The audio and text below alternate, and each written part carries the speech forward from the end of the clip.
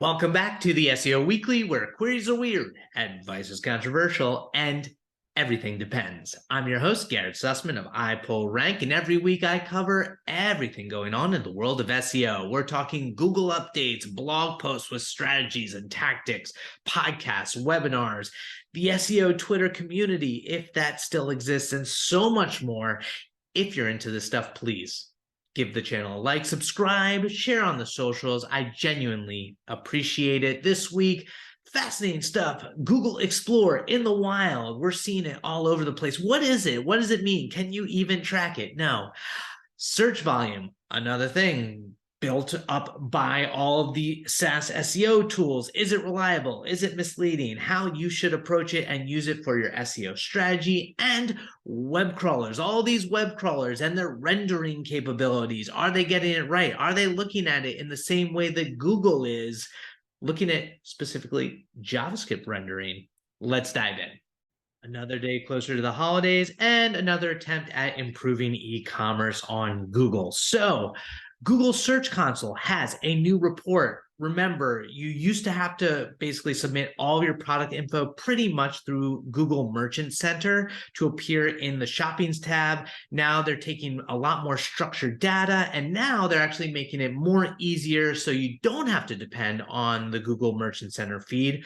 What you can do in Google Search Console now is connect your website to Google Merchant Center, create an account all through there, and it will take your structured data and push it into the feed so you don't have to do anything. In theory, this will make your information and, all the updates to your product schema, in terms of shipping information and availability and pricing and all that, show up more streamlined into the enhanced e-commerce SERP results, specifically on the Google Shopping tab, which you'll be able to actually track more effectively now with this report as well. We'll see if there are any bugs. It just was rolled out. So if you are in e-commerce and you have product structured data on your website, you will be eligible for this new report. So back in June, Morty Oberstein noticed Google Explore start to show up in mobile search results. In essence, it's this combination of normal search results and Google Discover. As remember, we've covered in the past, as Google tries to become more of a discovery engine, if the initial search results aren't satisfying your search, then it's going to try to refine your query and point you in different directions. So it's picking these sections of topically relevant content and presenting it different colored, as you can see, and very visual. And it's just kind of saying, well, maybe you'll like this, or maybe you'll like that. As with this search engine optimization example, you can see as it goes down, it goes for a variety of categories like SEO on Society 6. I don't know why it decides that, but it's somewhat relevant. Right now, Google Explore isn't perfect. Here's a Who's the Best Teenage Mutant Ninja Turtle example. Apparently it's Donatello, but after the initial organic search results that you'd expect and paid, it goes into all these different other aspects of Teenage Mutant Ninja Turtles that you didn't even realize that you were curious about, but it is a rabbit hole. Same for the best athlete in the world. It goes through all these different results. You don't necessarily know to what extent it's tied to your personalized experience on search or incognito. As you saw from the SEO example, it looks somewhat similar in both. Something to pay attention to. What was noticed this week and why it became a little bit of a story is Barry Schwartz on Search Engine Roundtable was pointing out some of the discoveries from Glenn Gabe around how beyond topics, there you can see Explore now for people. In the Aaron Rodgers example, it starts to wonder about who he's dating and all this weird stuff. And Melissa Facci even saw some examples of companies for Google Explore. So I'd expect this to continue to expand. What I found in my playing around with it is Google mobile SERPs used to be this infinite scroll, and that was a somewhat recent development. Now for anything that triggers Explore, it's almost after only 2 pages or 2 scrolls that you start to see those. And one thing that Glenn Gabe pointed out as well is there's no way in Google Search Console to necessarily track results that show up in Explore. There's no sort of label or tag or way to know that that's where someone found it. So little tricky as an SEO to kind of analyze and diagnose, but something that you definitely want to pay attention to. And I'm sure there is relevance when it comes to your entities and topical relevance and authority in whatever the query is. What have you found? Have you found anything interesting with Explore? Anyway, love to hear your comments. Leave them below on what you're seeing in the mobile SERPs. Naturally, it's important to always take any public-facing statements from Google employees or representatives or, liaisons or evangelists with a grain of salt. They can't give you any sort of under-the-hood insights in Google search anyway, but it's always interesting to pay attention to what they're saying and to read between the lines. Very interesting keynote interview on SMX Next last week. So this was between Barry Schwartz and the VP of Search, Hyung-Jin Kim. And basically, HJ talked all about the future of Google, Google's intentions, talked about how Panda was actually updated behind the scenes and kind of evolved into this internally codenamed Koti, talked about how EAT is pervasive in everything that they do, which honestly isn't surprising in the goal of having search results, represent the best answers. He talked a little bit about search intent and how it's important that Google search engines are empathetic and not always completely 100% data driven. Talked about, almost the opposite, like of the do no evil Google model. Well, not the opposite, but embracing that sort of mantra that Google search's goal is to make the web a better place. Lily covered it all on Search Engine Land in a really great recap. Definitely check that out. It's very, general. For instance, HJ talked about, visual search. We're going to continue to see more visual results in search, but ultimately it's basically saying that Google search is trying to become a better product, do the right thing, be a better thing for humanity, and move forward. I'd be interested to hear your takeaways, but a great keynote and just fascinating insights. Search volume. It is a poor, misunderstood, complex, nuanced metric in the world of SEO. And this week, Crystal Ortiz put together a great blog post on Wix all about search volume, breaking down like what it is, how it can be misleading, how you can use it. The thing with search volume is that it is very much an inexact science. A lot of the folks who are telling you like how often a specific query is searched is taking it either from Google data, which, via Keyword Planner, which is Google's free like advertising tool that shows you why you should spend money bidding on a specific keyword because it's searched a certain amount of times, or third-party data like Clickstream, which is kind of sketchy, where basically they're gathering information from inside devices that show what a user is actually doing and aggregate that anonymized data to be able to provide you ideas around search volume. Between different search tools, you can see incredible discrepancies. In the example, Crystal talks about how like Semrush and Keyword Planner or Keyword Surfer, have almost like 150,000 difference for Brussels sprouts.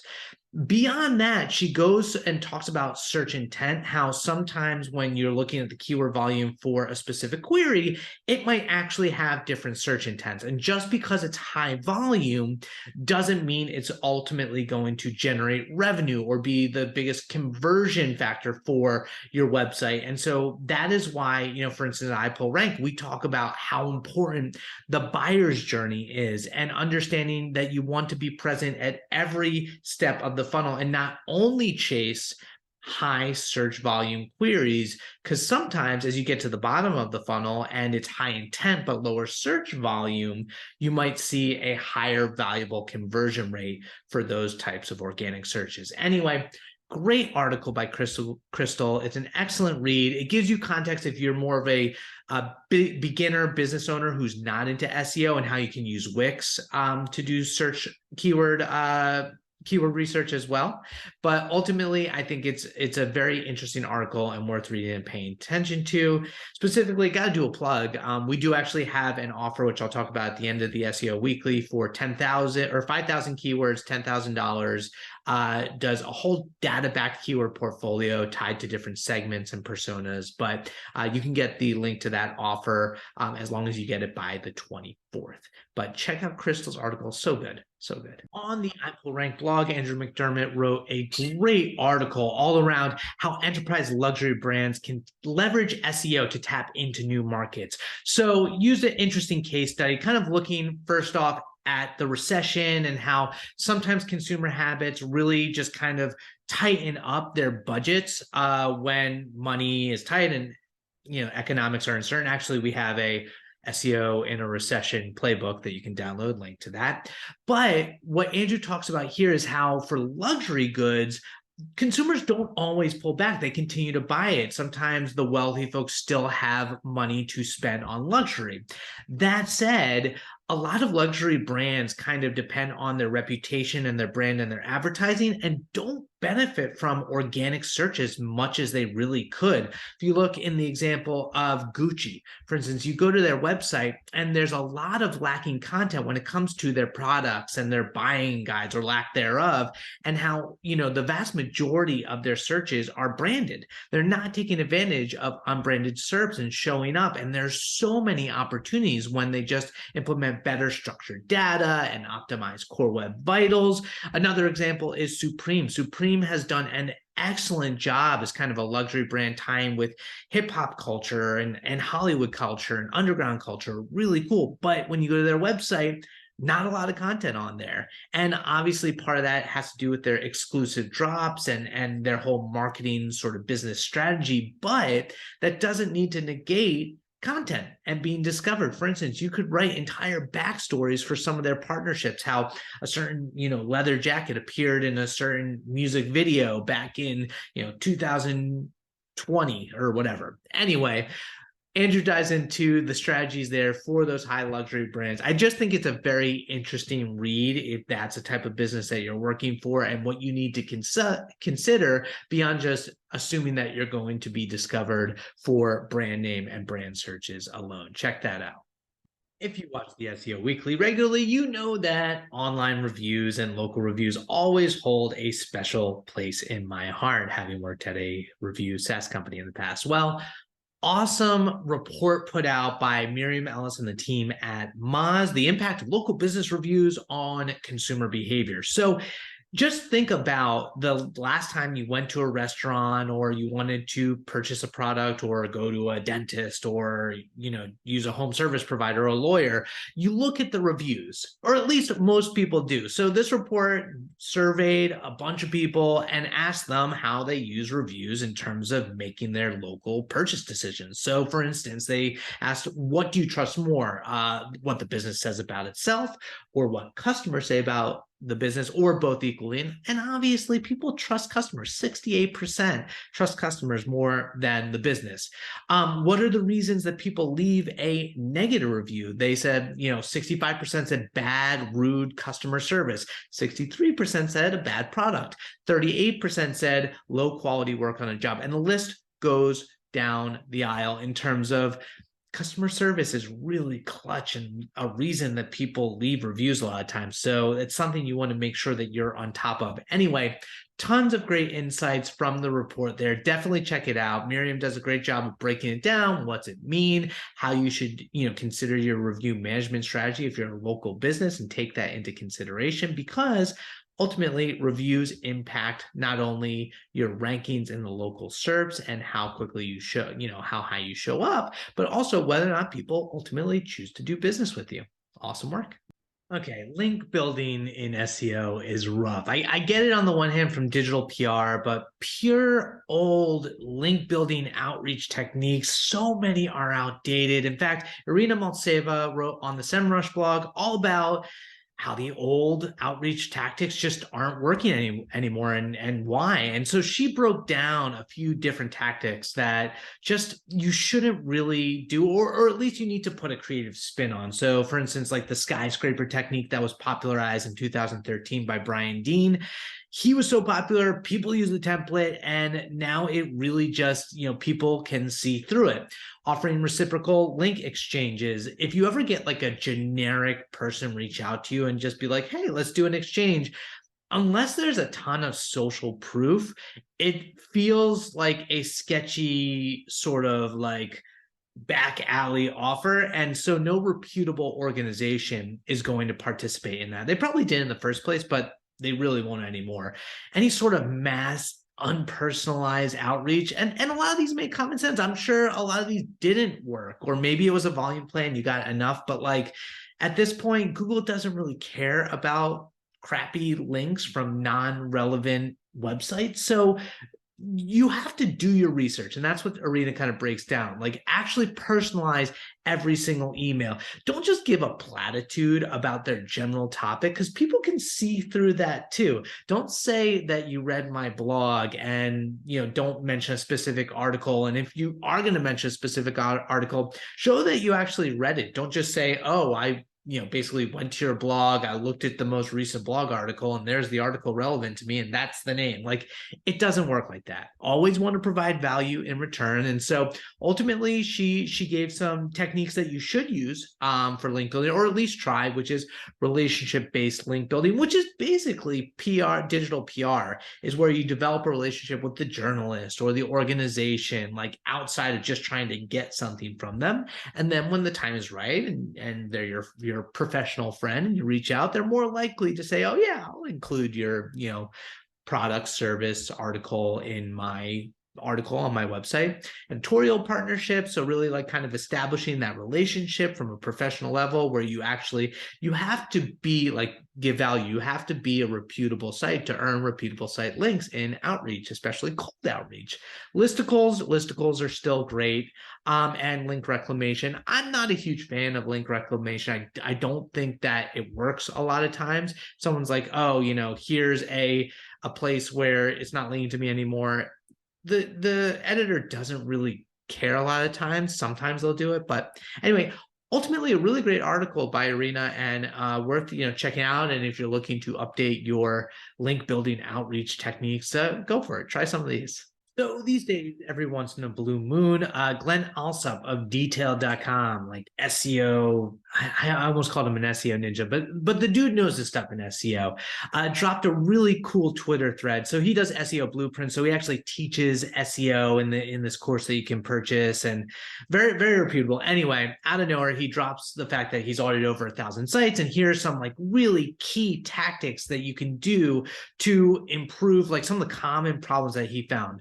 First, he starts off talking all about indexing and how to identify things that you didn't intend to be indexed that were, using a site search and some keywords like index error, lorem ipsum, that sort of thing. Really cool technique there. Talked about date mismatches, how as we get closer to 2023 and you're using the 2022 or switching it over throughout your website, how you can identify that so it doesn't accidentally show up in like a rich enhancement with the date there. And then finally, he talked about this idea of super pixels, which is more of a way to kind of creatively stand out in the web. So picking different elements and making them more personal and creative, and making people kind of stop in their tracks and be like, oh, okay, that's memorable. I'm going to remember that. Ultimately, a great Twitter thread from Glenn. Definitely check it out. Fight but chill. But we got the link there for you to implement those tactics. Okay, so as long as Twitter still exists, I will still cover some SEO Twitter threads. And one interesting thing last week came from Simone De Palma, where he's talking all about semantic schema, entities, and making sure that Google understands what your content is, what it's related to, entity-wise, the relationships, and making that explicit through schema markup. So Simone puts some interesting tips and tactics on how to do that, in terms of like, don't use schema for things that aren't on your page, only mark up for where it's relevant. Don't overuse schema, and don't just use it inappropriately. There was actually a mishap earlier in the week where, not mishap, but miscommunication, where Maureen Haynes saw an updated aspect of the structured data guidelines that said you have to follow the content guidelines or else you'll see your rankings will be decreased. And it wasn't specifically to structured data, is actually mentioned for all of Google's content guidelines. But that said, don't manipulate schema and structured data just to do exactly what you want. There's some more great tips in there from Simone, and he actually wrote it up in a blog post that is linked at the bottom of the thread. But I thought it was a great tweet with some actionable advice for semantic and entity SEO. So there was an interesting experiment slash study done by Giacomo Zucchini on Merge. This was all about how different web crawlers, not Google, so like the tools, the SaaS tools like Botify and OnCrawl and Lumar and Ahrefs, how do they crawl website pages and then render the content? And is there data integrity in the way that they do it in these isolated sessions? Are they seeing websites the exact same way as, say, Google search engine crawlers, Googlebot, for instance? And so a surprisingly like 70+% actually failed one of the 6 different tests that they did, which kind of indicates that it's not apples to apples. There might be some content that's not being completely rendered, which would make sense when you are using those tools to fix errors or problems on your site, and the data integrity is broken down and these tools aren't catching them, then that is obviously problematic. You're wasting time doing things that you don't need to be doing, or you're not identifying problems and errors that need to be fixed. There were a couple tools that actually passed all the tests. For instance, Botify and Lumar and OnCrawl, those 4, and Systrix were able to pass all the tests.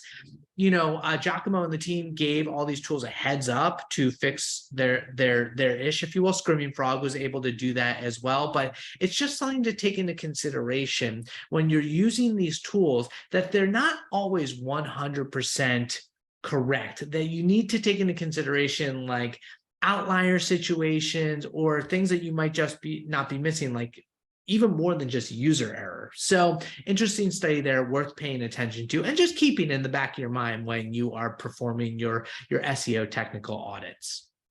Okay, so that we love our Python and SEO on the SEO Weekly. And so this week, cool tool put out by Greg Barnhart, all about using Python to compare keyword SERP similarity in bulk. So he breaks it down. He breaks down the code that he put together that you can use in order to look at these SERPs, how you can extract the domains, and then do loop through the keywords, run functions, and basically identify any sort of similarities. Some of it's above my head, but I think it's an interesting tool for those of you who use Python in your SEO to identify that keyword SERP similarity of how often they're showing up specific domains across SERPs, which could be a very useful task. So great work on that, Greg. Thank you for sharing with us in the SEO community. And in the world of Rankable, so another really deep dive into technical SEO. Specifically, we had Dan Reno of Botify talking all about JavaScript rendering and how you want to prevent it from being like a disaster. So Googlebot, crawls all of your content, and JavaScript isn't the reason that content is missed and pages don't get indexed or ranked for the appropriate keywords. It's a potential dumpster fire. Anyway, iPullrank's director of SEO, Zach Chahalis, joined us, and we talked all about dynamic rendering. We talked a little bit about Botify's tool Speedworkers and how you can kind of solve those problems by serving up all of the right content regardless of JavaScript and the way Googlebot operates. Very cool. You can see the resources of what they use to make that function properly, but appreciate the insights from Dan, and it's fun to talk about some of that stuff and whether Google will actually get JavaScript rendering right in the near or far future. Speaking of the far future, webinar coming up December 8th. Zach and I are going to be talking all about 2023 SEO trends, predictions, fictions, colorful descriptions. We're going to be covering all of it. It should be fun. We're going to go over last year. We did the boring SEO predictions, which was a huge success and a lot of fun from the SEO community. We're going to do like round 2 of that. So we'll be covering some of the other people's predictions and trends, but talking all about things like entity SEO and how you should be dealing with your budget in a recession, and some more interesting, predictions and trends that we are seeing. So definitely register for that free webinar at 12 p.m. Eastern Time on December 8th. 2023 SEO trends. And we've got a couple of promotions. As I mentioned, until Wednesday, you can get our 5,000 word data-backed keyword portfolio for $10,000. It goes up to $15,000 after that, but it is an awesome buyer's journey segmented keyword portfolio. It's so important depending on your consumer behavior and your personas. If you haven't done keyword research and a keyword portfolio in the last 6 months to a year, let alone before the pandemic, your audience searches for your product completely differently. There's so many opportunities in organic SERPs, and having the appropriate keyword portfolio to tackle that and map out your content going into 2023 is essential. If you want to beat your competitors, that's what is up. In fact, get it. If you order it by Wednesday, you can get it by January 1st and be ready to go. Super value. We also have our free SEO in a recession playbook that you can download. The link is in the description notes as well. That's it. I'm going to be off next week because it is Thanksgiving on Thursday, and so I'm not going to record for the next following Monday, but I'll see you in a couple of weeks as we start to wrap up the end of 2022. As always, thank you for watching. I genuinely appreciate it. If you enjoyed this, please share it with your best SEO friend, subscribe to the channel, give me a like, leave me a comment, let me know how you feel about all the things. My name is Garrett Sussman of iPullrank, and I will see you in 2 weeks. Peace.